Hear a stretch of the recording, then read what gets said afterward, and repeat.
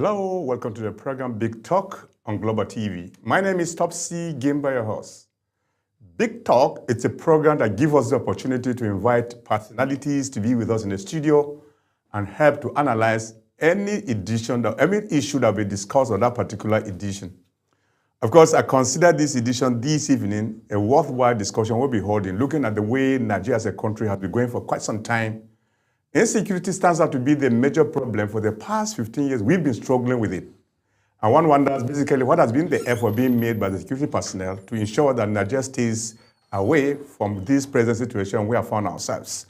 It is on that very particular note that we went out to ensure we invite the people who have been in the theater of war for a very long time to help us to analyze what has been the reasons, how can we really handle the problem to ensure that we get out of it and Nigeria set itself free from this quagmire we have found ourselves. And that's the more reason why I went out to invite a veteran in the Nigerian Army, particularly the Nigerian Air Force, in the person of Air Commodore Abayomi Balogun, MNI, retired.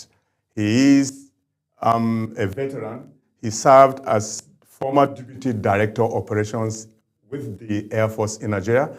Today, he runs an NGO that is known as Green Heroes Foundation, where it's a non-governmental organization that provides care and support to Nigeria's war veterans and their families in times of need. It's a pleasure having you on the program this evening, the veteran Air Commodore Abayomi Balogun.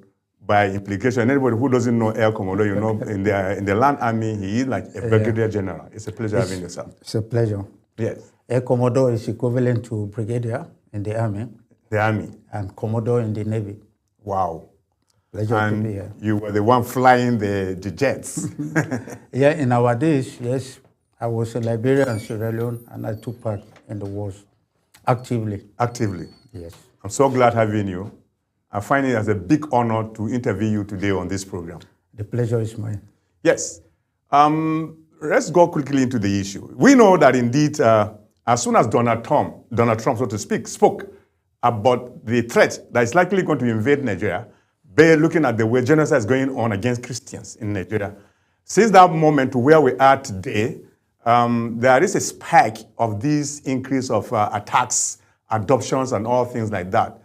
The last count I know is the one that really happened in Niger State, where, you know, the school run by a Catholic organization or institution organization, so to speak, a college there called St. Mary, that students were taken away by these unknown gunmen, running to about 315 or thereabout.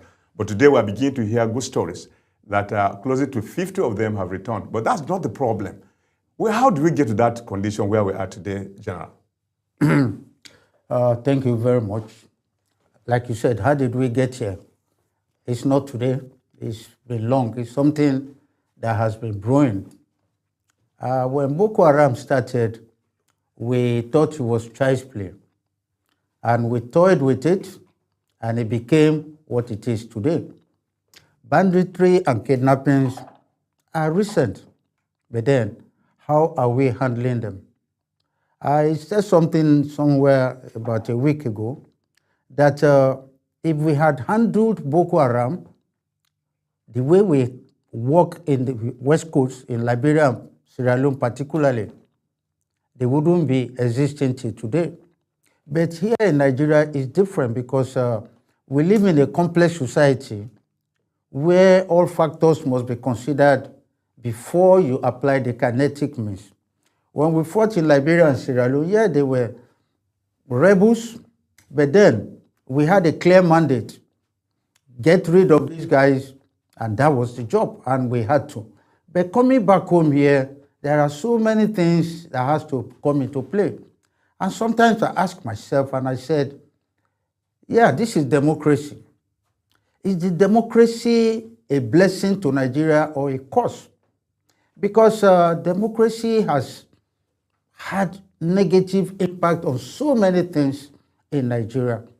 And for me, if it wasn't democracy, the way we handled Boko Haram when it started, if it was military, I'm not canvassing for military rule, But then, if we had accepted that these guys are bad guys and we must deal with them accordingly, we will have gotten over them. But then, in a democracy, you must balance all the equations and you must say, yes, the kinetic means will come last, the non-kinetic means will take time. And if you are not serious with the kinetic approach, the guys... When you talk about kinetic, you mean the use of weapons to address the problem? Kinetic is the use of weapons to do the same job of securing your nation. While non-kinetic is negotiations, diplomacy, peace talks, and peace deal. And that's what we are seeing. In the Northwest today, there have been several peace talks, peace deal. Have they taken us anywhere? Not at all. So it must be two-way. It must be a stick and carrot approach. You have the stick and you use the carrot. But the stick must be there as a threat that if you don't toe my line, this is stick. Then I will use it as a last resort. So we've gotten to where we are today because we have not been decisive. We haven't been decisive. We haven't been decisive. That non-decisiveness, is it on the part of the people fighting at the theater of war, or the government doesn't have the will? It's on the part of the government and the people of Nigeria. I will tell you today that even Boko Haram terrorism, we never accepted that we are at war against them. They were killing us, they were killing civilians, killing soldiers, but we have not accepted that we are at war. Because once you accept that you are at war, that war becomes the priority of the nation. Every other thing comes secondary, because when there is no security, there will be no peace and there can never be development. So you focus all your attention on achieving that.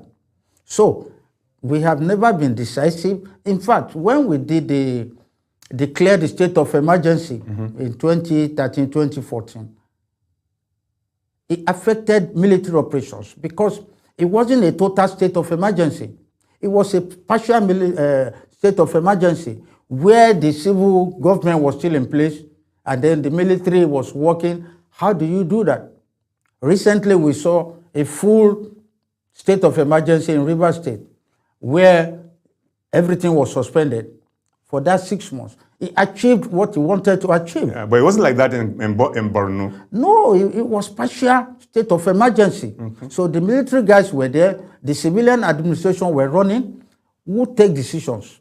So it really affected the conduct of the military operations. And that's one of the reasons we have been where we are today. Okay. Yes. So are you saying that we're likely not going to get a sufficient result to what we are seeing today, looking at the way there is the cases are getting higher than necessary. Yeah. The spread of these attacks and kidnappings, they're all over the place in this country. More essentially, that when Donald Trump spoke, we expected, to receive the reduction of these killings, these adoptions, and all that. But instead, within that short period of time, he made this announcement of invasion or whatever, or sanctions. We notice, back to back, that kind of a thing.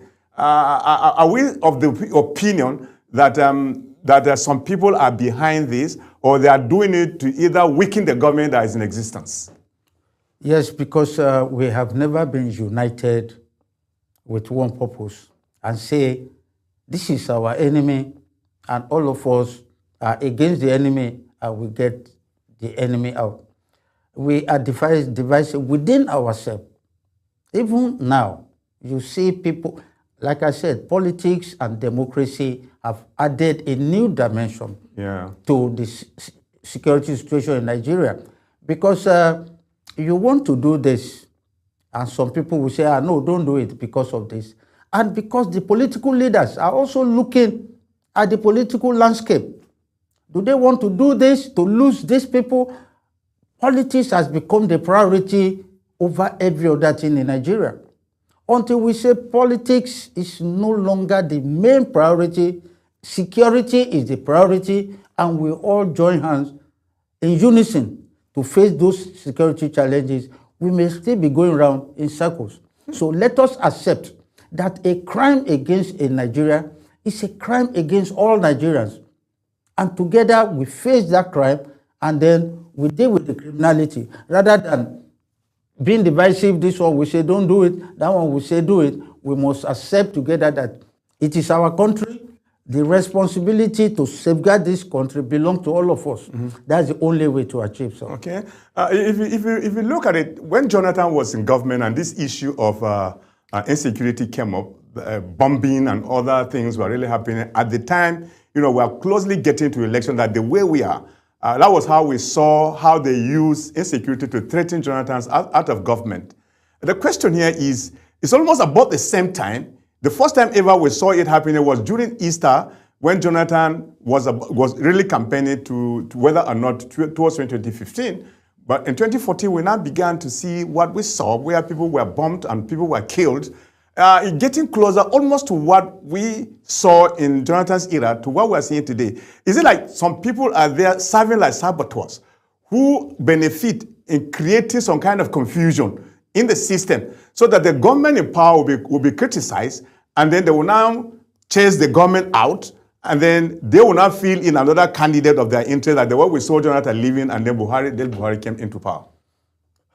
That's what I said earlier. I said, I don't know yet whether democracy is a blessing to Nigeria or it's a curse. Because since democracy started, we've been having insecurity and security challenges in Nigeria. And mainly because we play politics first before any other thing. Now, if you take us back to President Jonathan's era, yes, it's true. Just towards the elections, the insecurity started spiking up, and then it took a whole lot of effort.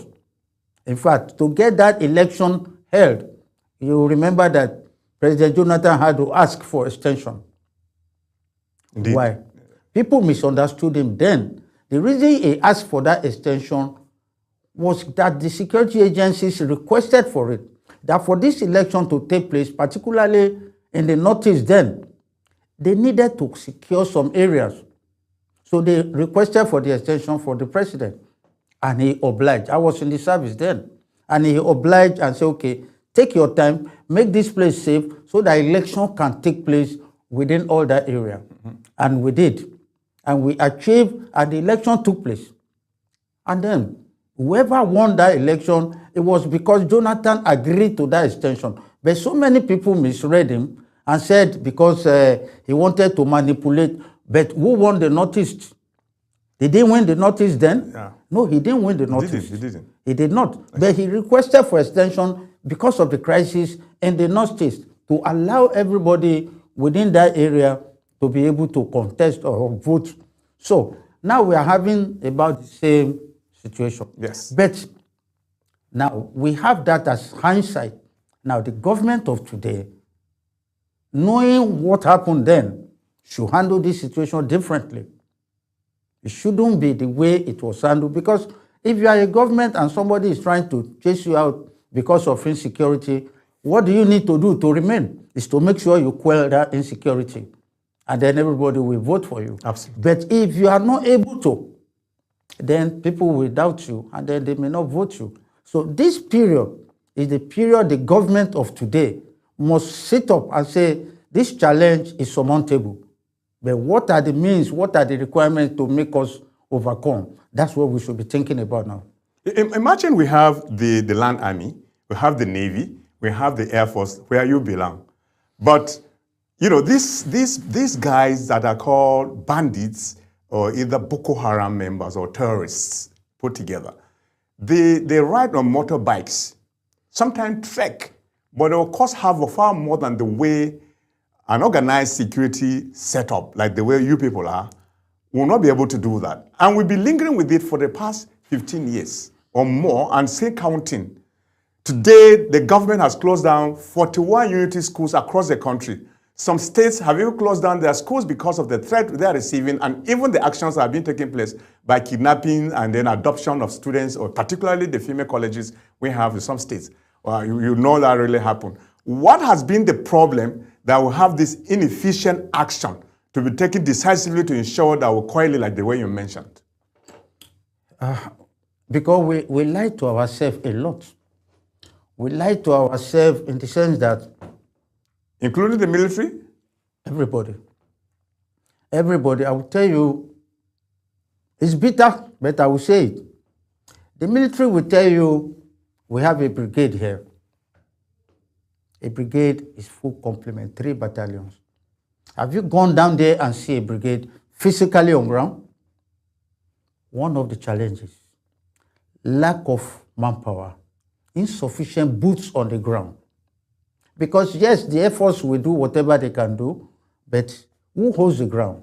The Army. If they don't have the resources to hold the ground, then how do you hold the ground? You hold the place partially, the guys will come back.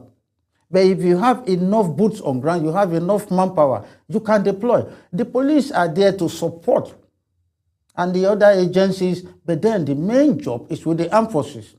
But then, for me, we have not been very, very sincere with what is on ground and what is on paper. We should have. So this battalion, they often say they only mention such on papers, but when they check, they are not there, for instance. No.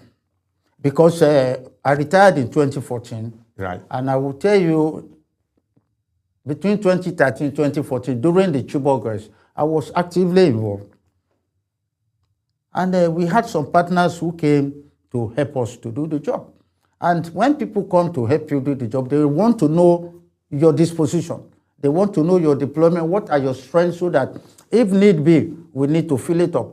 And you will hear that we have a brigade here. And when we go out there to really find out, it's not a brigade that is there. So that is one of the reasons you keep soldiers at the war front for 2-3 years.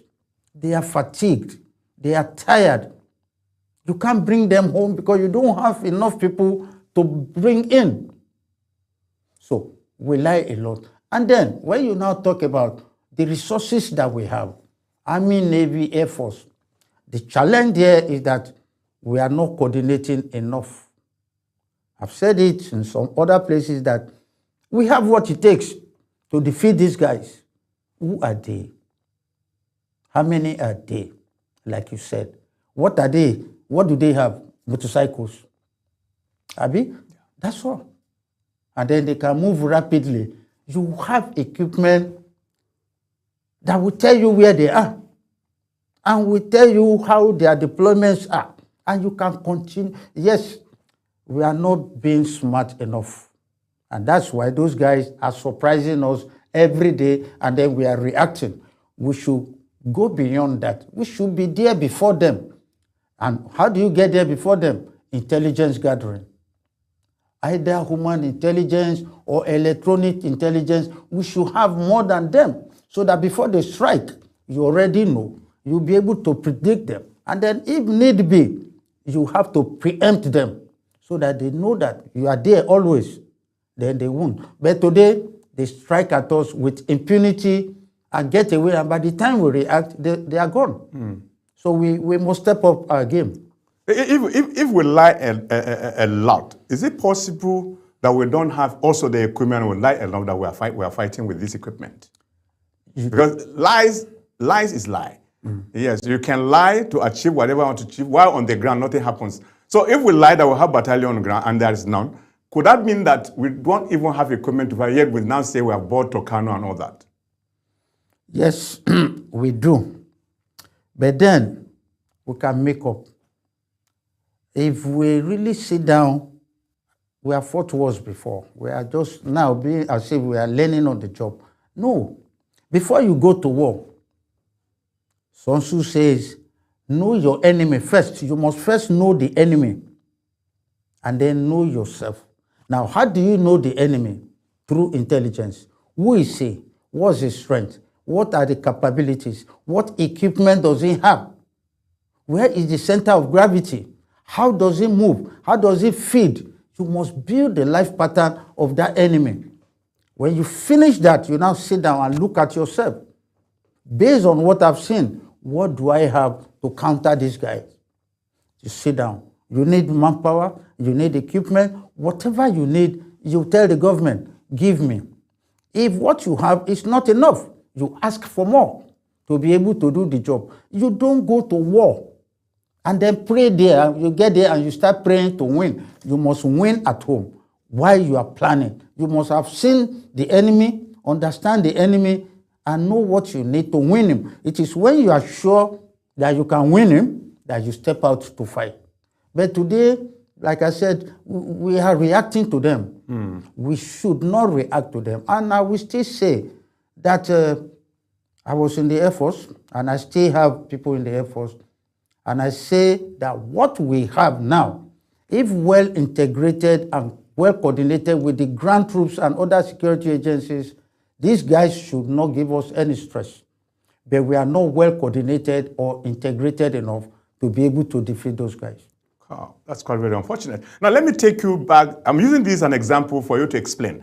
I'm still talking about lack of equipment, or either we're lying that we have, or we either have soldiers on ground while we don't have. The question here is the killing of that brigadier general in Borno some few days ago. Could that have meant sabotage or lack of equipment? You can imagine successfully escaped from the battlefield, and they was trying to coordinate his safety by calling the Air Force, where you belong, to come for his rescue, only for the terrorists to use the communication he was making to locate him and kill him before the soldiers could get there. Is this sabotage or lack of equipment, or something generally really happened that brought about that you can now use it to deduct whether or not Nigeria will be able to win this war? It's still our concept of operation. How do you do search and rescue? I have read so many things, and we are trying to shift away from the problem, in the sense that everybody is saying it's sabotage. His communication was leaked by insiders, and that's why they got him. For me, I will see that's a possibility, but there's another angle to it. If you look at the WhatsApp chat that was shared everywhere. Of the general? Of the general, talking with somebody. And we all assume he was speaking with the theater commander. But what I saw on that day, I'm not sure it was the theater commander, because the theater commander wouldn't have been answering him, yes, sir. The person he was talking to was answering, yes, sir. The theater commander is a major general. He is a brigadier. And everything he says, the guy will say, yes, sir, or say, no, sir. Now, at a point towards the end, he said, the guy asked him, can you see the plane, or can you hear the sound?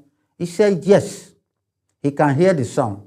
But let them hover around so that they will see him. That means at that point, he still had his phone with him. And the rescue plane was close by. Okay? But then, we should not forget that even the terrorists were also looking for him at that time, because they knew he escaped. Even if they did not know, all our social media chats were talking up and down. The army was denying he was not captured, he has gone to the base. It's in the open. So the terrorists too are monitoring, so they know that this man is still with them. So they are searching. And let me tell you, if it is ISWAP have more control over their territory than the Nigerian forces, because ISWAP harvest the populace. They hardly touch the populace. Boko Haram kill the civilians. ISWAP doesn't. So ISWAP have friends among the populace, so they have informants who could tell them, we saw the general there. He's there while they are searching for him. So it might not be. It's a possibility. But who leak out the WhatsApp chat? It could be them after capturing him with his phone. And then they saw the phone.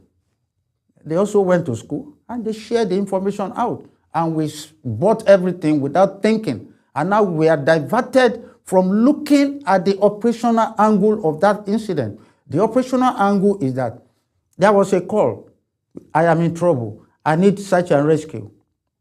How did we coordinate the search and rescue effort? What I had was that one helicopter was sent. In my days, you will not send one helicopter to that environment. More. No, you will send a jet, a fighter jet, or a helicopter gunship that must escort that helicopter, because The rebels are there. The terrorists are within that area. So you must send a fighter aircraft that will suppress them while the search and rescue aircraft is searching. If you don't suppress them, even the search and rescue aircraft is under threat. So you either go with a jet. I have done it how many times during Liberia, Sierra Leone? 3 times I did combat search and rescue. And I fly the jets, but I will not be the one to rescue them. The helicopters will be. But I will get there before the helicopter. Make sure the place is safe before the helicopter comes in. Yeah. And then get the guys out. Did we do that? Now, those are the things we should start thinking about. How are we coordinating our resources to be able to get what we want? If you have resources and they are not coordinated or integrated, you hardly can achieve. So we should sit down and get together. I hear people say, we have a fusion center somewhere. For me, it is not doing well until, let me take you to Yelwata, the massacre in Benue State. Now, the DSS had intelligence and sent it to the army. The DSS was in Nasarawa there, the army in Nasarawa. It never came up to the operational level. So, the guys that that message was sent to, do they have the requirement to do the job? They don't know. So they get the message and say, okay, what do we do? How many of us are on ground?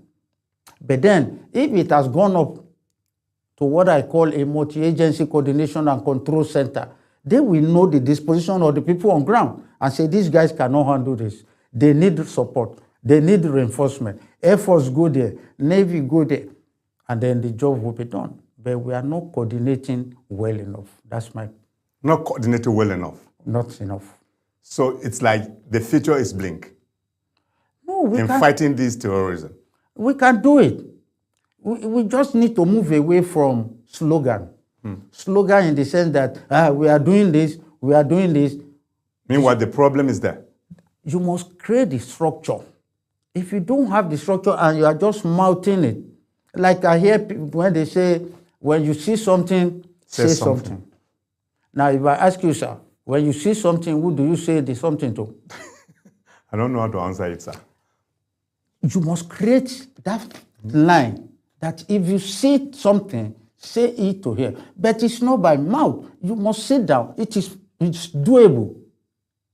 If you say this, say it to this. Who will take it to the next level and it gets to where it needs to be? But just slogan, when you see something, say something, it's waste. Wow. If the structure is not there, but we can sit down and create that structure from the grassroots level to the top.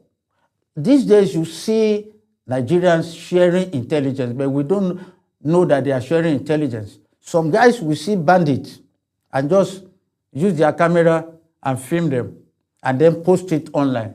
If you tell that guy well and say, if you see them, film them as you have done, but send it here. This is where it is required. Then the guys in the collation center will now look at it and act on it. But we don't have that now. So that man that sees something, he's saying to social media. What does social media do with it? It doesn't do anything. Television. At all. Nothing. Just television. So that's what we need to do. General, let me find out from you, because I asked you this question of the killing of Brigadier General Musa Uba. With this perception most Nigerians have, and we really saw it really happening when late Buhari was in government. Terrorists will be captured by you guys. After a while, they will take them to detention or wherever they might be. They will not come back, they have repented. They call them repentant Boko Haram members. They will want them to be reintegrated in society, and actually it happened. Subsequently, we began to hear that some of them were even recruited into the army and even given employment. Could that be the reason that could bring about failure in communication? It could be leaked. Because those who had fought against the federal government troop are members of the federal government troop inside the army, now being used as Nigerian soldiers. But again, they have in their mindset a different thing altogether. Otherwise, one wonders what brought about some of these leakages in communication that are considered to be high-profile information that ought not to be leaked. Oh, thank you very much. Operation Safe Corridor was that program designed for the repentant or the so-called repentant Boko Haram people, the terrorists. Now, at the beginning, the idea was nice. It was to encourage others to also lay down their arms and come back to the society. But then the execution of the idea, to me, was where the problem lies. Yes, they claim to have surrendered, and we put them through some reorientation, and then we now say, go to the society, sin no more. First challenge, which society are they going back to? Did we prepare the society well to accept them? If we did not prepare that society well to accept former killers who have killed, raped their family members, and you say, go back to them, would they accept those guys? No. So when they go back to their villages, and the villagers are looking at them with suspicion. Yeah. And say, are these guys truly born again? Are they truly repentant? So they stay away from them. They keep them one side. And those guys, what happened to them? They become isolated. They become lonely. Even if they wanted to be truly born again or repentant, but now they are not enjoying their life because the guys at home are not receiving them very well. So what do? They go back to where they came from, where their friends are, where they have a life. Now they don't have a life in the new environment they have found themselves. That is what we did not do enough to prepare the host community. And say when they come, please embrace them. Take them as your own. Forgive them. But how do you forgive people that you Killed, raped, and maimed? Rape and maim and destroy and say, please come, sin no more. No, it will be very difficult. But then, something we could have achieved by keeping those guys out of the society for a while, not immediate. I have on record that a lot of them went back. In fact, I can tell you, somehow, I got involved with one or two of them who became double agents. They work for Nigeria, they also work for those guys. So their allegiance now belong to whoever can take care of them with money. If you take care of them and they are loyal to you, because they still have contact there, they will give you what you want. But if you don't handle them well, they'll go back there. But they are repentant. Mm-hmm. I have spoken with one or two of them live, but now I can't say where they are. And then do we have the record of how many of them were trained or reintegrated like that, and the record of where they are? So when people say a lot of them have gone back to the military, I don't know. Okay. I cannot say. Yeah. But then, did we monitor them? What happened to them after? It's not impossible. But in war strategy generally, in war strategy, which I believe in now, can you be fighting your enemy and then you are integrating him in war strategy? When the war is still ongoing, it's not good. It's not good. Like today, you had the Minister of Defense saying that we have seen the location of the girls, the KB girls. Mm-hmm. Meanwhile, you have not rescued them. So that statement, yes, it could go both ways.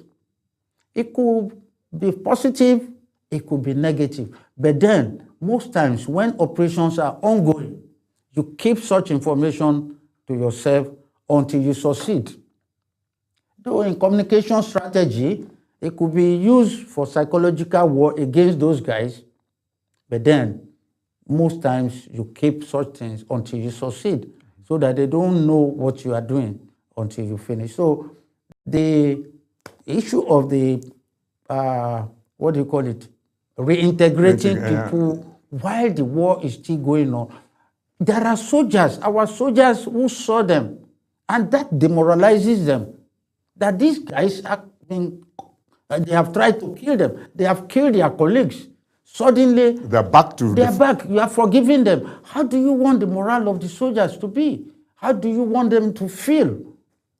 Do you think this action was intentional to fester the war, making it longer and strengthen the terrorists in the bush? No. Because I believe Yes. for a person who brought about this idea, Yes. wouldn't be an ordinary soldier in the Nigerian army, could have been a general who have seen it all in the battlefields. Yeah. Then if he decides to say, because he's a terrorist and now he has repented, therefore let's just integrate him into society and use him. In fairness, could that be seen to be correct, honestly? No, I won't say it was intentional to elongate. The initial idea was good. Like a lot of things we do, it is the implementation that gives us problem. People will come up with ideas, but then rather than sitting down and look at the pros and cons of that idea very well, through critical thinking, you are looking at what can go wrong. Most times you must look at what can go wrong before you even start. That's the only way you can get it right. But then we just come up and say, we want to do this. My brother, when you are giving a contract to somebody, they say they want to do feasibility studies. Mm-hmm. Feasibility studies is, we give you a complete framework, complete over all of whatever you want to do. So that before you go into it, they will tell you the pros and the cons. But in our society, it's not everything we think into detail. So we just make mouth and say, well, we must do this, and then let's do it. And then we do it wrongly, and that's what happened to that Operation Safe Corridor. Yeah. So some of these issues, these challenges are so far enumerated in terms of really ensuring that Nigeria tackles this menace and get it done completely. Do you see we're likely to get succeeded at the end of the day, looking at the mere of this problem, the lack of these, and the deception we do to ourselves? Do you see we'll be able to succeed? Imagine the crisis that started, with some few individuals in Borno State in 2011 or thereabout, or 2009. Today we are counting 15 or thereabout years, and they are growing in number, and we keep all from here that have been decimated. This decimation, where are these people coming from? And the number of soldiers as well that they often kill. Do you see Nigeria likely to succeed? And that leads me to the question whether or not we need foreign assistance, like the way Donald Trump spoke. This is the time that we must sit down. It's not a time for conference, seminars, no. This is the time to get the right thinking people. Forget politics, forget tribe, forget religion. Pick people who can help you do the job and let them sit down. When Americans encountered the 9/11, they look at it because they thought they were safe. They had everything. But 9/11 shocked them. But they sat down. I said, okay, this 9/11 has happened. But it will not happen again. Now it will not happen again. What do we need to do? And then they sat down and they came up with something called the Homeland Security Architecture. And the Homeland Security Architecture means homeland. Everybody is inclusive. Now you'll be shocked that we have something like that in our National Security Strategy 2019, authored by General Muhammadu Buhari.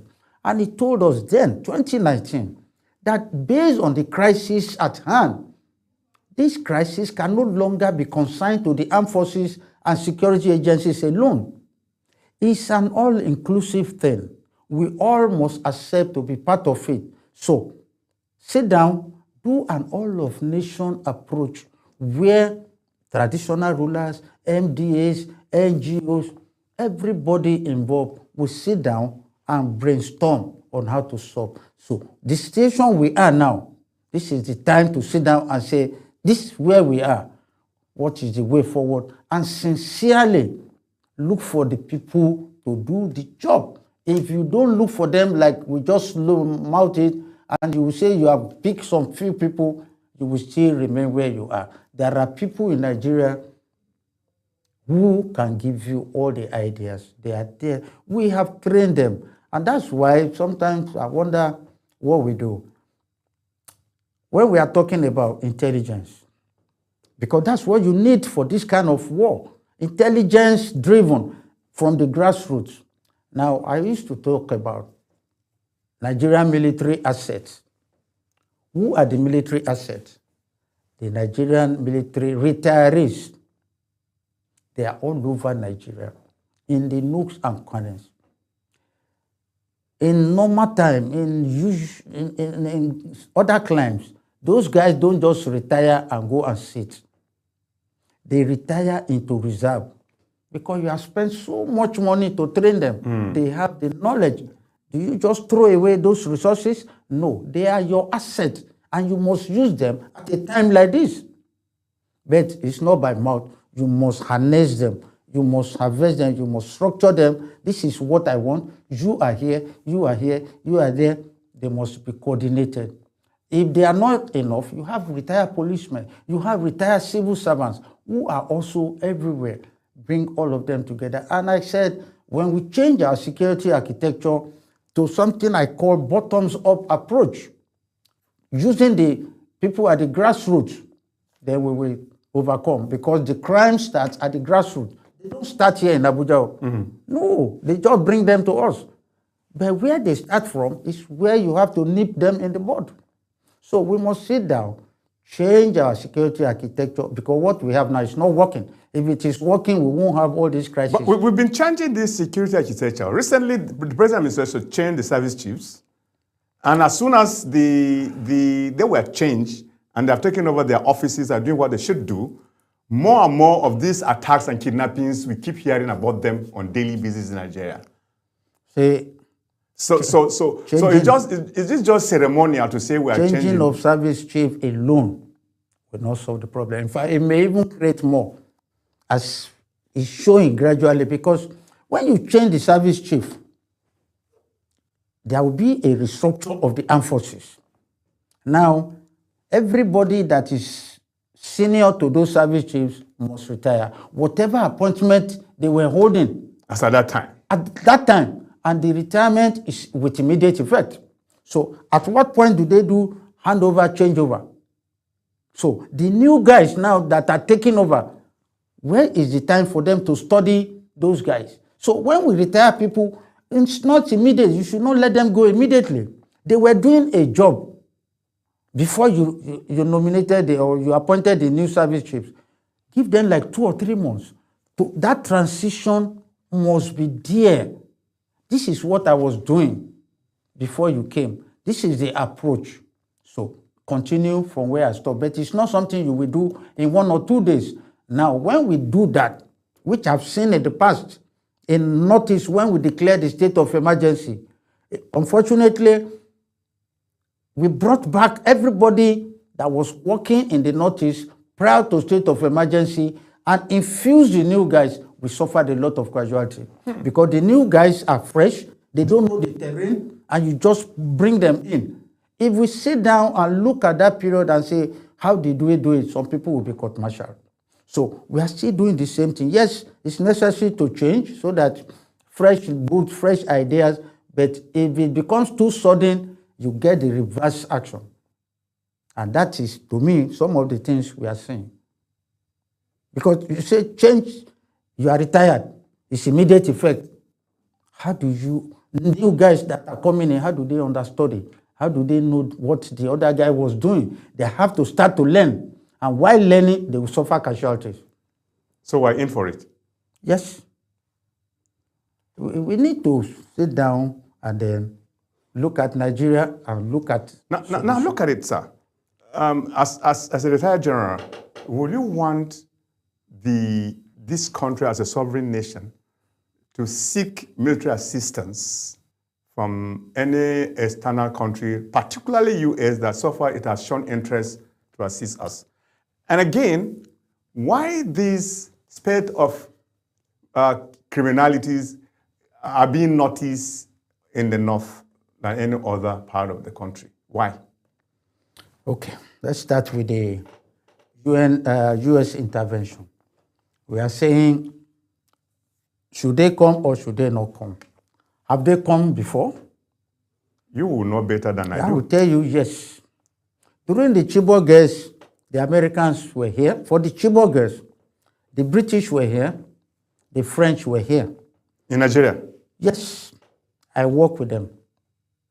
It's not hearsay. I work with them. We requested for them, and there was MOU signed, what we want them to do and what they promised to do. We had copy, they have copy, and they came and assisted us without going outside the MOU. We were the one that requested for more. And when we requested for more, they said they will not. If you want us to give you more, go and amend that the MOU between your government and our government. Then they will. So if, I don't know why people are shouting anyhow. If the people want to come and assist you, now we say they shouldn't come. Are we capable? Are we coping? You need help. So look for help. Now, when they are coming, you sit down with them and say, please, these are the areas I need your assistance. This is where I need to do the job. Can you do it for me? So that MOU restricted their performance in Northeast there. The MOU the federal government signed with these countries that you so far mentioned, that MOU signed restricted their performance. Is that what you mean? Because if they had come, I should have expected a reduction in some of these crises because of the use of high technology. I will tell you, they were not even based in Nigeria. They weren't? No, the Americans were based in Niger. The French were based in Chad. The British were based in Ghana. What were they giving us? Intelligence. They will come to our airspace and give us all the intelligence.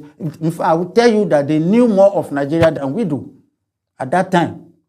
So they will give us this. That's why I say at a point we wanted them to do more, but they actually gave us what we wanted, particularly the Americans.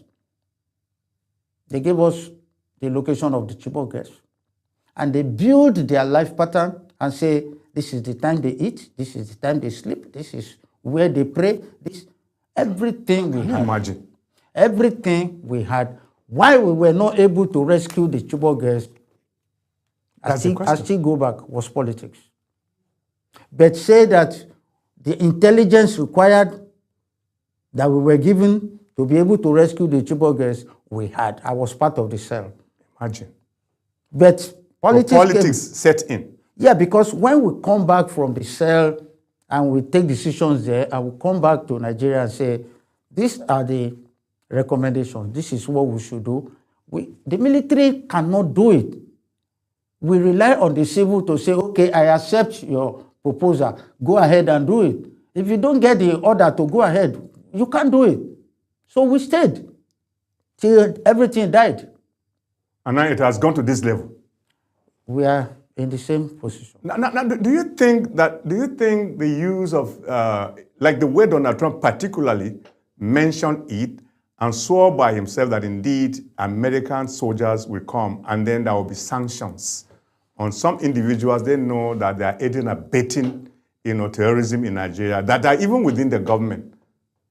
Do you think if they are coming, they should again sign this MOU, that even though you were told that this is the location of Chibok girls, but at the end of the day, politics set in and didn't allow them to perform until they left, and then the issue we're talking about today continued to grow until it grew to become a menace.